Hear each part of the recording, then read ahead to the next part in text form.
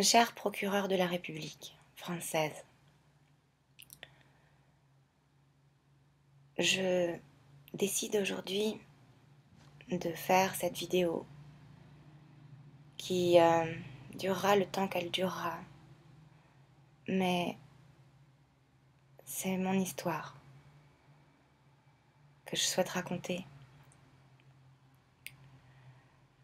mon traumatisme que j'aimerais partager et l'affaire dans laquelle j'ai été jugée. Eh bien, sachez qu'elle me perturbe. C'est une simple affaire. C'est une histoire d'adultère. C'est l'histoire d'un homme qui est venu auprès de moi pour me confesser son histoire. Ceci se passa en août 2011.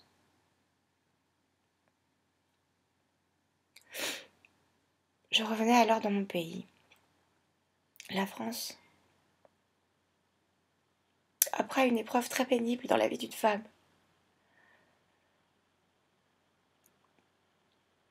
Oui, je suis revenue après un avortement.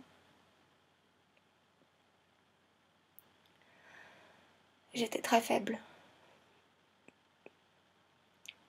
Et je suis revenue auprès de ma famille. Je vivais alors au Guatemala, un pays d'Amérique centrale. Pendant 4 ans, j'y ai vécu.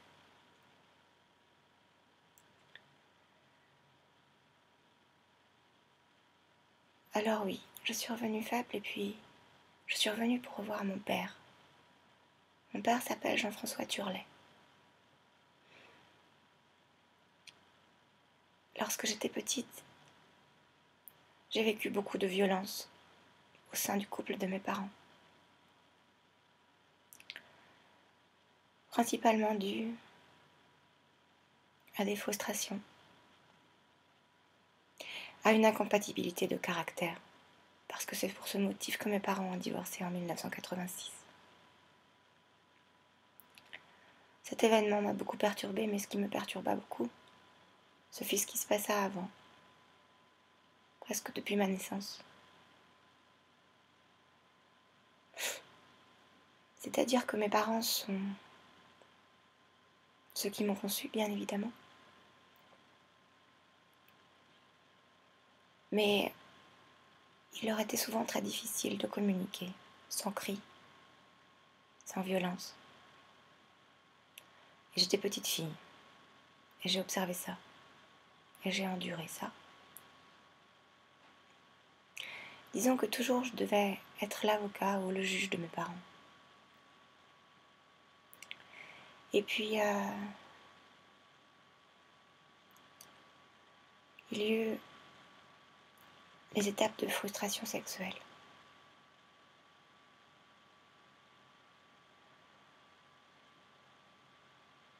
De mon père.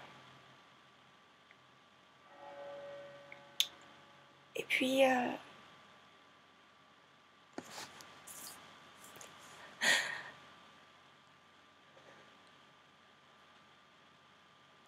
je n'accuserai jamais mon père. Par contre, lorsque j'étais petite, mon père m'accompagnait chez ses maîtresses pour qu'il puisse calmer ces tensions hormonales qu'avec ma mère, il ne pouvait vraiment satisfaire. Alors comprenez-moi,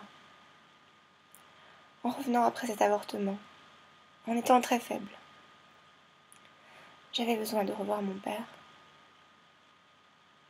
Les histoires de ma famille sont complexes. Elles m'ont poussée à partir de France depuis 2001 pour chercher à comprendre des secrets de famille très profonds que j'ai découverts mais que je ne peux révéler et qui doivent rester entre nous. Alors oui, j'ai confié mon histoire à Monsieur Bûcher.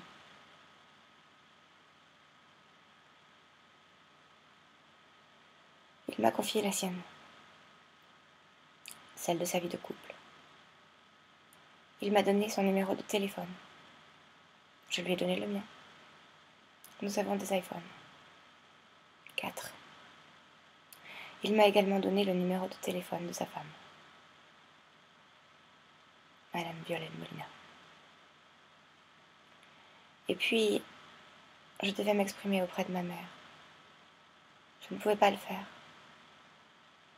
parce que ma mère n'avait rien vu. Et alors oui, j'ai abusé d'alcool. Parce que l'alcool, c'est une substance qui, d'une certaine manière, libère et permet de dire les vérités les plus enfouies, celles qui nous rongent. Alors voilà, on m'a accusé d'appel téléphonique malveillant.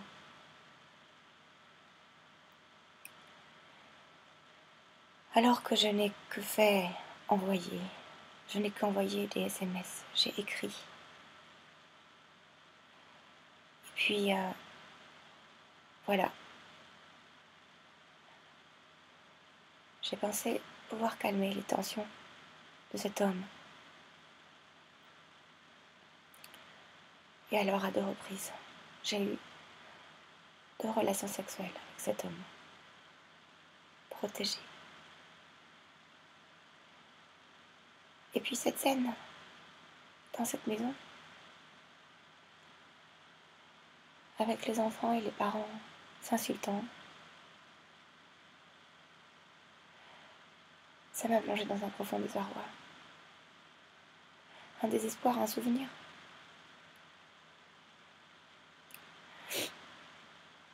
Et puis ce jour-là, j'avais préparé un repas. Je préparais un repas. Et Molina était partie vers une marche avec son fils aîné, Paul. Et Pierre était chez ses grands-parents, je crois. Et j'ai préparé ce repas. Monsieur Bûcher, pour une 3e fois, j'étais au sein de sa maison. Voulait avoir un rapport sexuel avec moi. Et après la scène que j'avais vue le soir, les enfants étant venus vers moi pour me parler, j'ai senti ces tensions et je ne voulais plus. J'ai dit à Monsieur Bûcher, je vous prépare le repas. Je m'en vais. Et tout en préparant ce repas, j'ai bu du vin.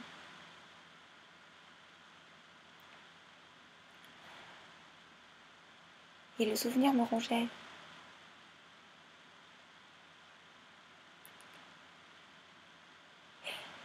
Et Monsieur Bûcher était pressé. Il m'a dit, le repas ne m'intéresse pas, c'est le dessert qui m'intéresse. Il m'a envoyé ça par SMS. Bien évidemment, le dessert, c'était une relation sexuelle avec moi. Je ne voulais pas. Je voulais trouver la force de terminer ce repas et de m'éclipser, afin qu'il puisse avoir un bon repas en famille. Madame Molina, Monsieur Bûcher, et leurs 2 fils, Paul et Pierre.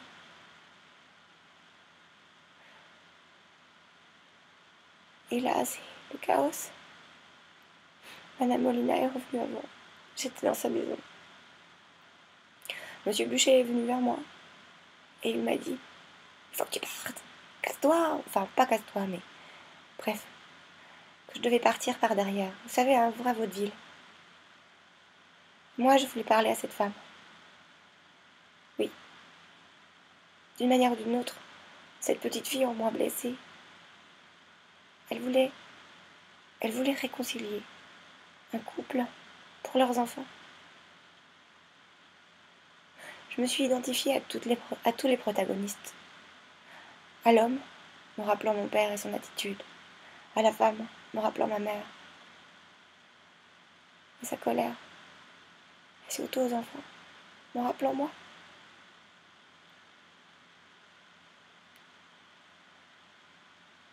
Voilà. Et alors, Monsieur Bûcher m'a violemment prié de sortir par l'escalier. J'avais bu du vin. Et j'étais terrorisée, je suis sortie. Ensuite, j'ai croisé Madame Molina qui m'a dit: toi, dégage. Le choc que j'ai eu. Je suis allée me réfugier avec mon téléphone.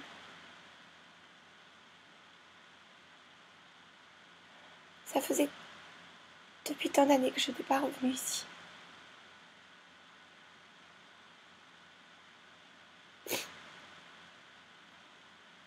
Et voilà.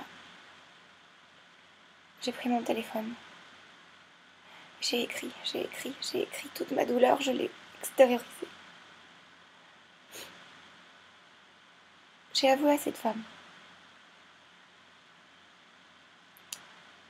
avoir aidé à soulager son mari, pour qu'il n'y ait plus de tension dans ce couple.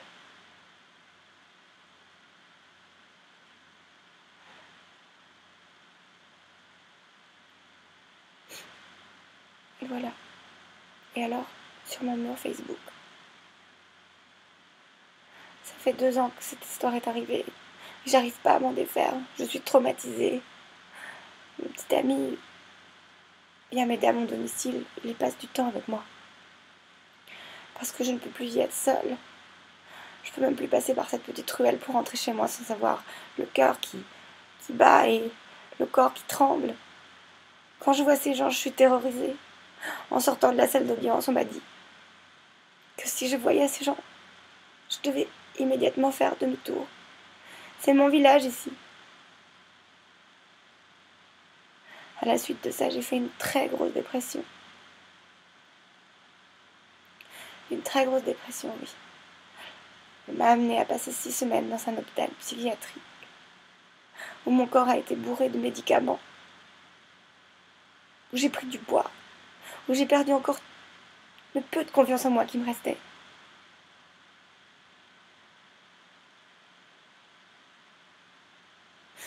Et puis oui, l'autre jour, j'ai eu une dispute avec mon ami, mon petit ami, que j'aime mais qui me considère parfois d'une manière très dédaigneuse. Et alors je me suis rappelé M. Buchet. Je me suis rappelé de la manière dont il m'avait utilisée et jetée. Et alors, je me suis exprimée publiquement parce que j'en ai marre des ragots sur moi. Parce que je n'en pouvais plus. J'ai laissé ça quelques heures, puis je l'ai enlevé.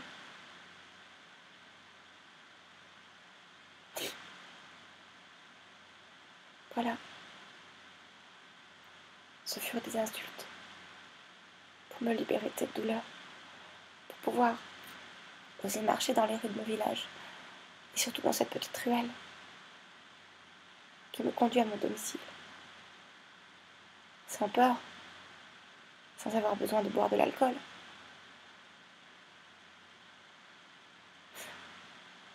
Je ne veux plus boire d'alcool. Et je n'en boirai plus. Et je ne veux plus avoir peur. Je ne veux aucun médicament, aucun neuroleptique. Je voulais juste être entendue. Je voulais parler à ce couple. Lorsque j'étais petite, quand ma mère a demandé le divorce de mon père, j'avais 5 ans et demi, mon père s'est précipité avec une arme à feu, qui peut-être n'était pas chargée, mais je ne sais pas, mais pour une petite fille, voir ça. Je suis sortie de la chambre, je me suis interposée entre mon père et ma mère. Mon père qui tenait le revolver sur la tempe de ma mère qui pleurait. Et je suis arrivée, j'ai ouvert les bras et j'ai regardé mon père.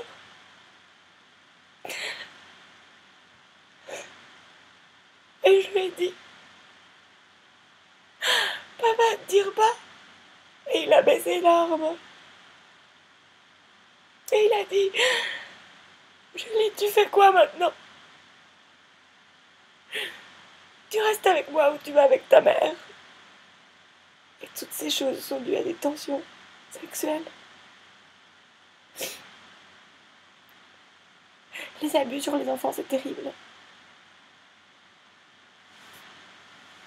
Passer du temps avec ses enfants, c'est important.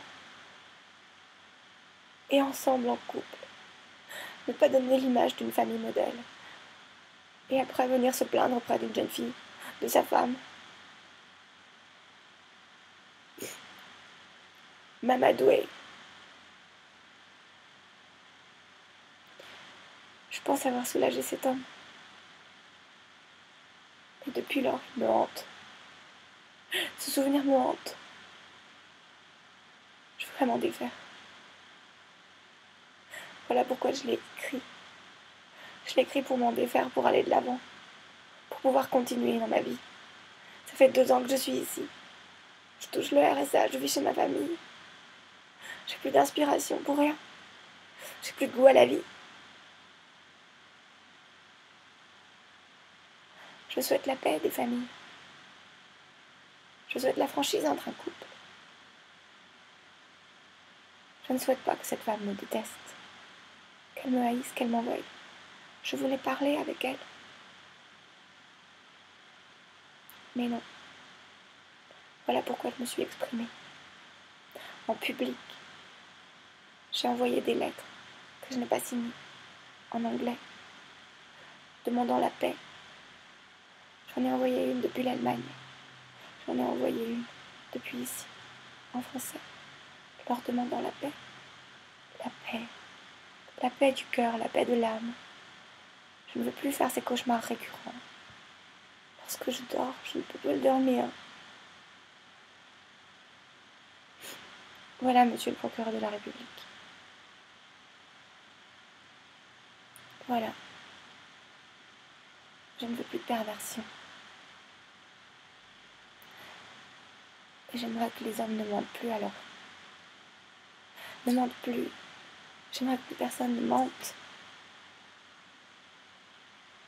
Cet homme m'a raconté son histoire. Elle m'a replongé dans ma souffrance d'enfance. Et voilà. Je regrette d'être passée dans la vie de ce couple. Parce que la personne préjudiciée, le plus, c'est moi. Voilà. Moi aussi, je souhaiterais une famille et des enfants.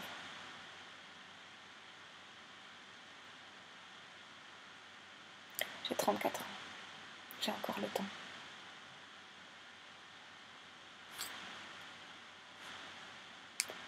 Sachez que, même si ça paraît peut-être absurde, j'ai agi pour préserver ces enfants. J'ai agi pour calmer les tensions hormonales de cet homme.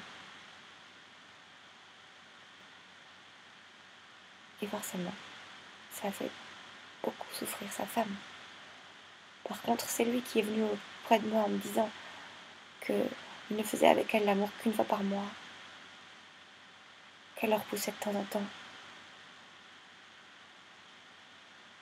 J'ai vraiment été amadouée.